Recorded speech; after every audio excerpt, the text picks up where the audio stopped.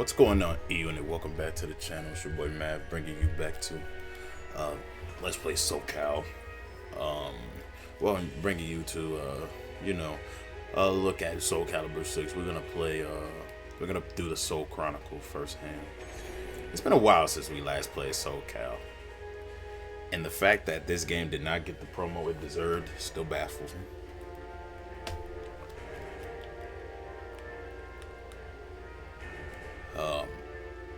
I think we're just gonna do everything chronologically first. So yeah, they beginning with the prologue. Soul Edge. Its story reaches far back to the darkest depths of history in the 16th century, and legend try to wear its ugly head again. Soul Chronicles. Because I gotta do this to get everybody's lore. I may or may not do a playthrough series after. History and the world, a tale of souls and swords, eternally retold. Soul Edge, a legendary sword and devourer of souls. Buried in the darkest reaches of history, it was brought back to light in the 16th century. The notorious pirate Cervantes claimed the sword as his own, setting everything into motion. This is Soul Blade's events. Soul Edge adapted itself to its new owner by splitting into two. Possessed by the evil weapons, Cervantes began a bloody reign of terror, slaying all those seeking the swords without prejudice. Cervantes was eventually undone. Under the protection of Hephaestus, the god of smithing, a female warrior named Sophitia was able to destroy one of the swords. Shards of the blade flew and lodged into her body, causing near mortal wounds. Seeing his chance, Cervantes raised his sword to deliver the final blow. Suddenly, there appeared a ninja known as Taki, who rescued the wounded warrior.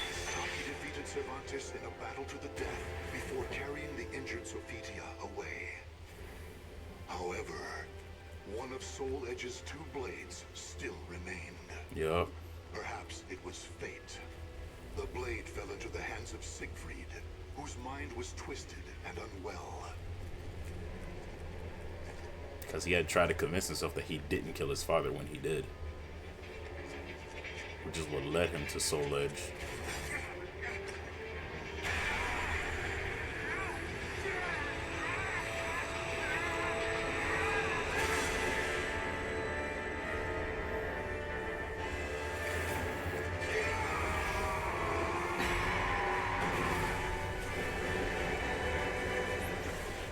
Evil Seed. A pillar of light pierced the heavens, the product of rampant evil, the evil seed. No one could have predicted it would become a catalyst for catastrophe across the world. Our story takes place in the 16th century.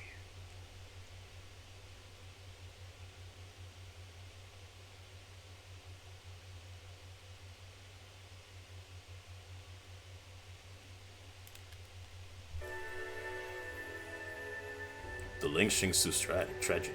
When the evil seed emanated from the cursed blade one fateful day in Spain, it released a white light that burst forth, affecting lands far and wide, even as far afield as Ling Shingsu.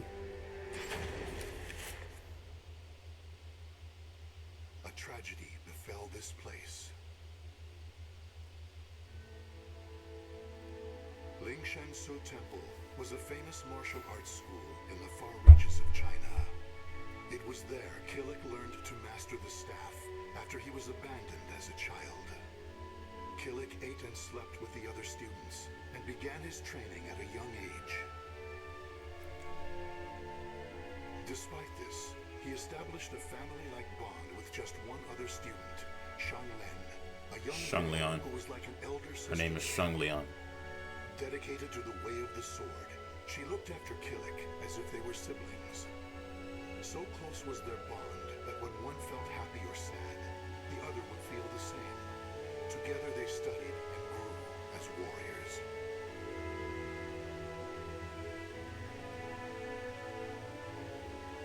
The years passed by.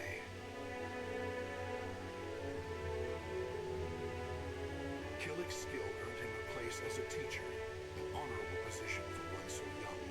Throughout the ages, Ling Shang-Su Temple had kept hold of the three Krita, sacred Devapara, and treasures, Calibur. Krita Yuga, Devapara Yuga, and Kali Yuga.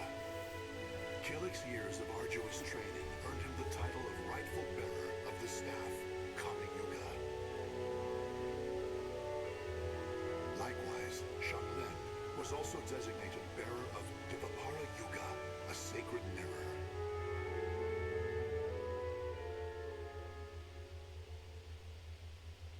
Our story begins on the night before the ritual for passing the treasures on to their new masters.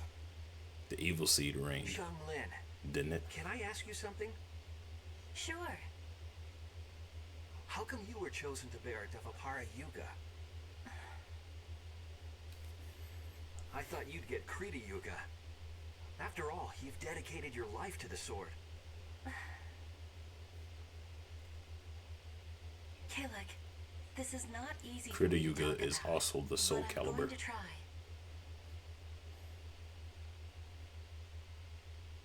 The Krita Yuga, it's no longer at Ling Shang-Su. Yep. The sword has been gone for more than a decade. All that's left is the Kali Yuga and the Devapara Yuga. Really? Surprised? Well, there's more. The one who stole the Krita Yuga was none Her other father? than my father. That's why I don't have the right to bear it. If I were to accept the sword, everyone would be up in arms. That's why, even though it was offered to me, I decided to decline. Of course, I love Ling Shang-Su, and I do wish to see my studies through to their conclusion. Everything is pronounced differently in this new timeline. It used to be Ling Shang-Su, I just don't want the sacred treasures. Shangliang. My status as a sacred bearer. Now Shanglan and Ling Shang-Su. Anything else to hold me back. You know what the monks say. Fate is carved with your own hands. When I spoke to them about that, they decided to let me bear Devapara Yuga instead. Now I can feel proud that I'm a sacred bearer just like you. You know something, Killick? What?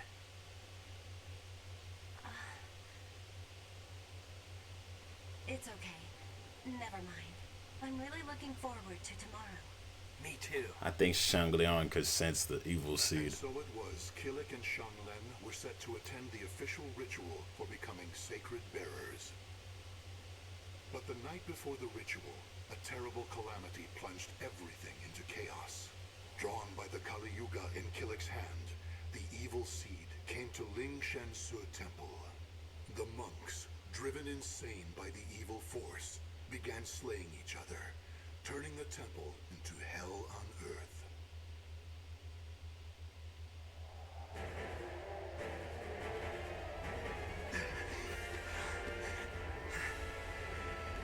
What have I done?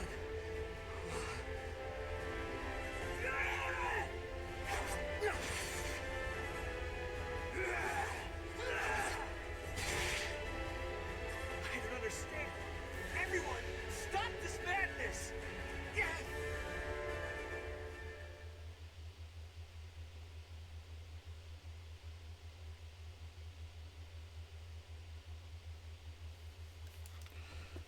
Alright. Are we gonna fight as Killick? Let's go. Stay down! Okay, at least Killick has his same voice.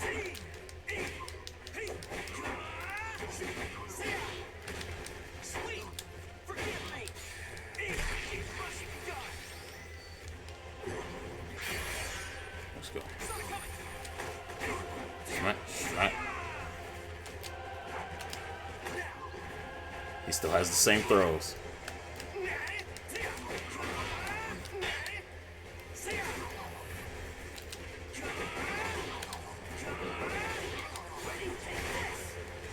Alrighty, so he doesn't have that poke, poke, poke, poke, poke no more. I hate that. Alright, W with Killick. I like that we started the story using my favorite character.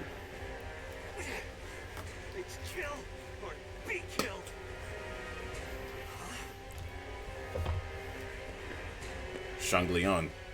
Xianglin? Get a hold of yourself, Xianglin! Xianglin! Xianglin?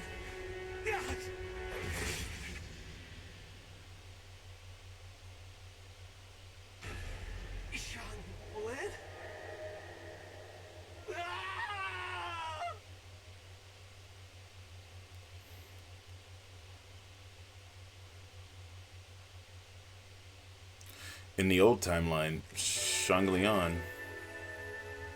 Anyways, in the old timeline, Shangliang was the one who gave Kilik to Devapra Yuga to prevent him from being malfested. And in turn, Kilik killed Shangliang in self-defense, reluctantly.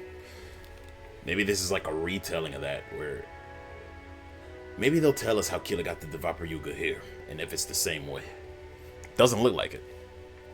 Kilik awoke, he found himself in an unfamiliar cave temple where he was passed out an old man had been taking care of him. Aside from identifying himself as a weapons expert from Ling Su, the old man spoke little.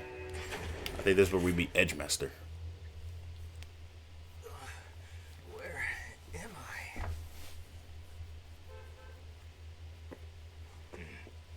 I? Edgemaster. Did you save me? Who are you? You have yet to recover from your injuries.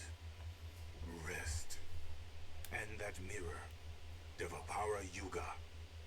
Wear it always. There will be grave consequences if you do not. Understand?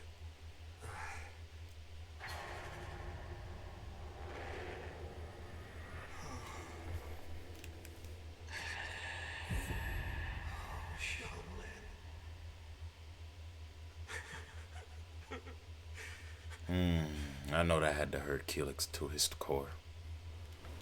Man. So, the power of Devapara Yuga saved me. That means Xianglin. She gave it to me. She sacrificed her life for me.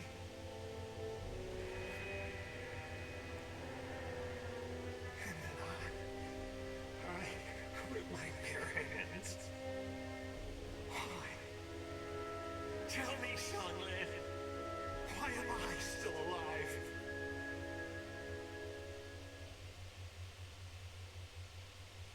Have you not realized yet? You are being protected. Devapara Yuga suppresses the evil within you. Evil? The old man proceeded to tell a tale. He told Kilik about the evil seed. How Devapara Yuga had pulled Kilik back from the brink of insanity. How Kali Yuga had the ability to absorb power, and how it was falling under an evil spell.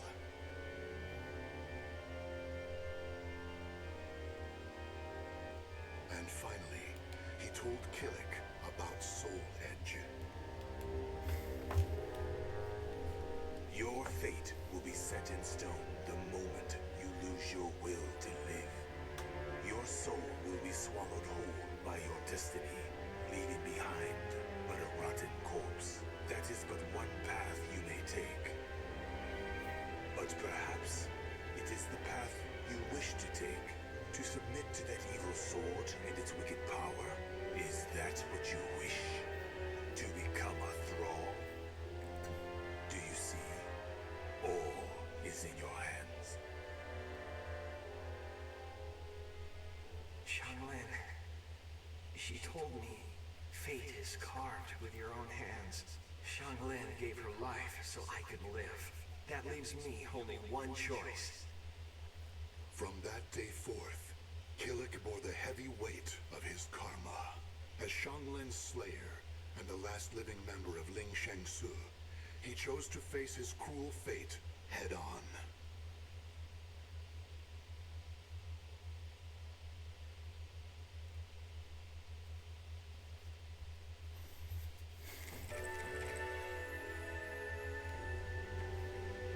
Kilik chose to fight against his fate in such a began fight against his fate, and such as began a period of intense training under the guidance of the old man, Edgemeister. If you continue upon this path, the evil within you will create a second soul edge out of Kali Yuga. The only reason you and Kali Yuga have yet to succumb is because of Devapara Yuga's power. However, all is not lost. You can learn to control the evil within. Yes, Master.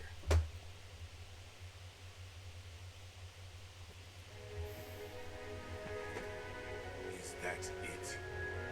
If this tests you so dearly, how do you intend to stand up to evil? Sorry, Master. To control evil, you must first control yourself. Mastering your own will is the key to overcoming malice.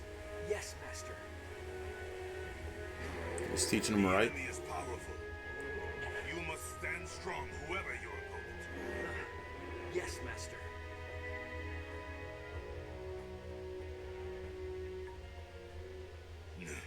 Killick, your next opponent awaits.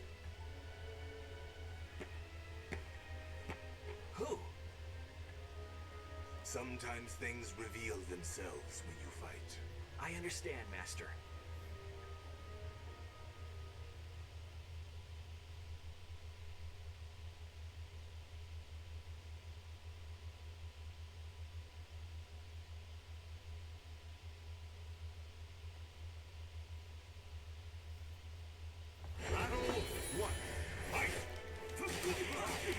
Got throw 3 rounds.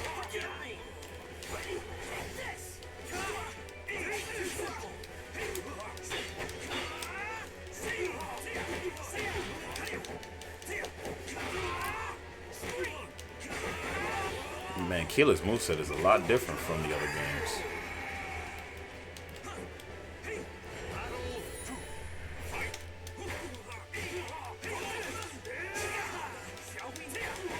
This used to never be his, like...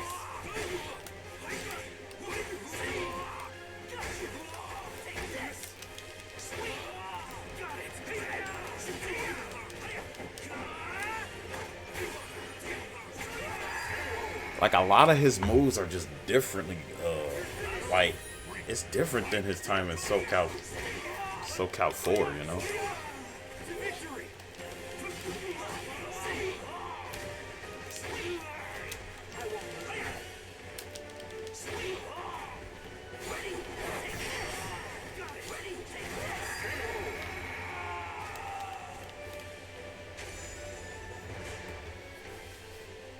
I forgot how to do critical edges. So, did you learn something? Yes. I believe I felt how delicate the balance is between myself and evil. I see. Then the time has almost come. Master? It is nothing. What are you doing? You have yet to finish your training for the day. Yes, Master.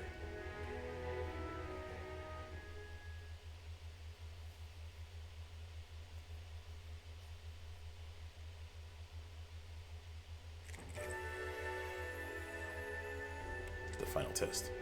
Through the arduous training that lasted 3 years, it seemed to pass by in the blink of an eye. The evil harbor within Killick and Calibur was kept at bay by Devapara Yuga.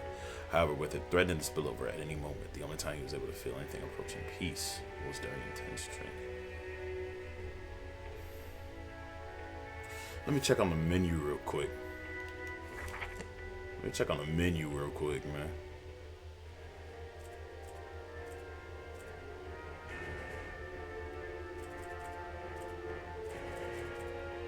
Alright, so this is Keelik's training arc. Alright. Well, Cervantes doesn't have any. Okay.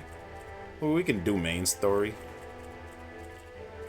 Because I feel like once I do main story, everything else will reveal itself. Like, the only person I don't have a lot is Cervantes, so.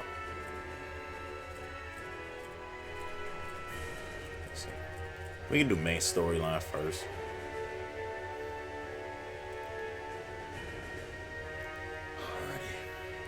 We can do the final test.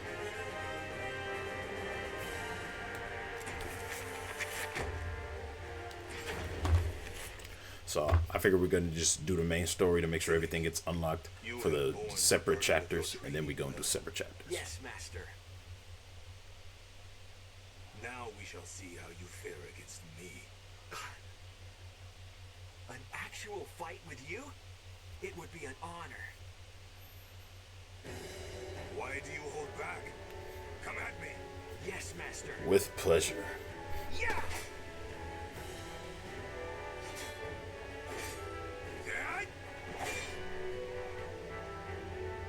This is like when Goken and Ryu fought in Street Fighter 4. You have improved. I understand why you were chosen to bear Calibur.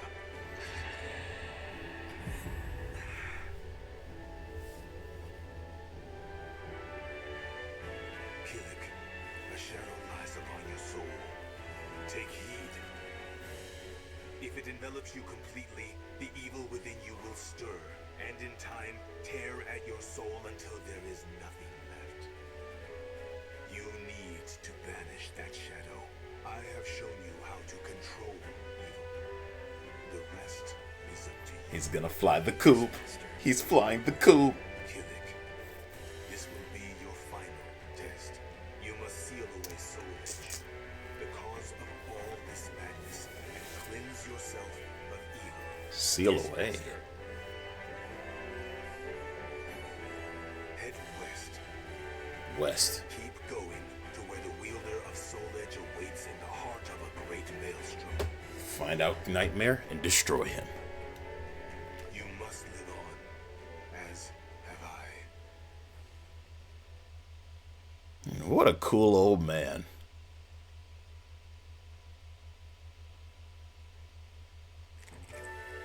Kilik's journey begins. There were several roads that led west, but the most common route was by sea. Once Kilik left the cave, he headed over to the Himalayas and then traversed south in search of a port. Alrighty, well, I think this is a good place to stop. We did 5 chapters of the main story.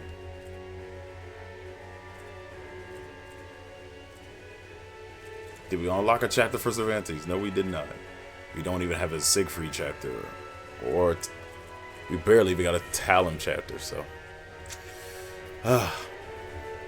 Sounds like we got a lot to cover these next couple of weeks with this Soul Calibur 6. But with that being said, guys, make sure you leave a like, comment, subscribe, and hit the notification bell so whenever I upload. I'll see you all next week for some more Soul Calibur 6. Till then, take care, y'all. Bye.